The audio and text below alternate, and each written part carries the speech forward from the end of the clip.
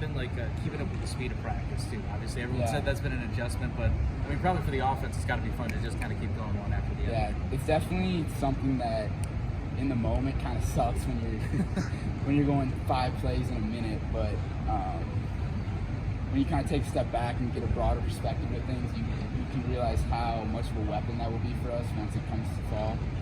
So I think we're all pretty grateful that we're grinding through it right now. By the time fall camp comes around, we'll be accustomed to it. Chess was talking about the offensive line too with Coach Bicknell and the way that Coach Bicknell and Longo kind of work together and put together offensive line schemes. How do you think that's kind of helped build bigger holes for running backs? Yeah, I think one thing, they've kind of simplified it a little bit where it's kind of more clear-cut so that these offensive linemen have to do less thinking and they can just go play. And once you have these, 300-pound, 6'5" guys just not having to think and they can just go right away, it just makes it so much easier to run behind them. You mentioned Tanner, but just you guys lost a bunch of talented players, but also just lost your 3 captains. Just who are some guys that have stepped up as leaders, whether it's through workouts or just so far through the spring?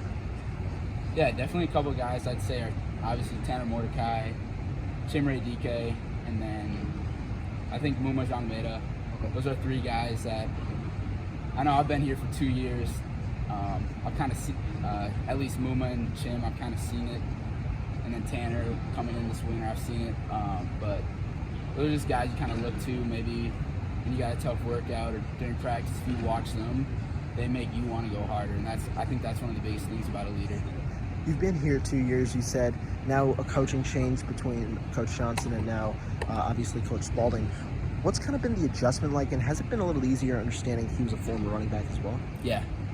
I do think, I know for my first year I had Gary Brown as my coach and then Al Johnson, so 2 completely different styles of coaching. And one thing about Coach Spalding that I really admire is his intensity. Every day at practice, he kind of preaches that our standard is to be the best running back room in the country, and he won't accept anything less than that. And that just makes every back in the room want to go harder. He also he's a little younger. Right. He played running back, so he has a really good sense for what we're seeing when we're out on the field. And it's really easy to communicate to him. Maybe like, what'd you see on this play? Well, blah, blah, blah. And he understands because he's ran a million of those in his life. So. And kind of, I know you're talking about the coaching change. How would you say, though, as a whole, the energy of this coaching staff has been, and has it been a welcome change? How have you guys felt to this point? Yeah, definitely from day one. Probably starting with the strength staff, these guys have brought ample amounts of energy, and it's kind of been infectious. I think the team as a whole has a kind of a new outlook on what we're going into, and I think everyone's pretty pumped up. Just when Coach Fickle's juiced up on a Tuesday morning at 6 a.m., it's just like, oh, like I gotta get going, like yeah. I gotta get ready. So it's just an infectious thing. And you talk about training staff. What was kind of your goal, and how did you and Coach Brady kind of set along an off-season program, and what were the results of that?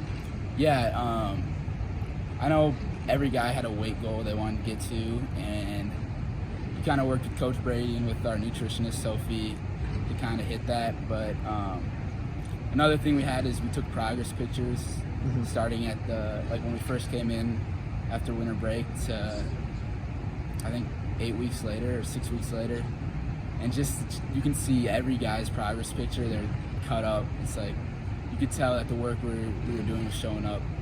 And what can you talk about top 3 guys, Braylon, Ches, and now Cade, it seems? What can you talk about each of those guys and what they've brought to the room, what they can bring to the room with the new scheme?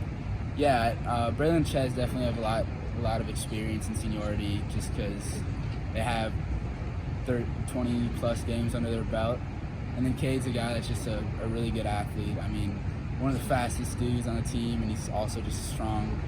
He's a crazy athlete, so he may not have as much experience or time at running back under his belt, but when you get a guy like that and get the ball to him in space, it's just fun to watch him go make plays.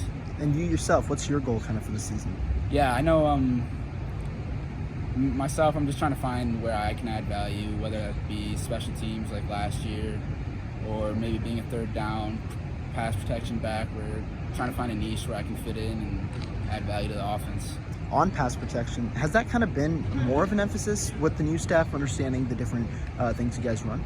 Yeah, definitely. I think, especially with how much we'll throw the ball, it's going to be instrumental that we can protect our quarterback. Right.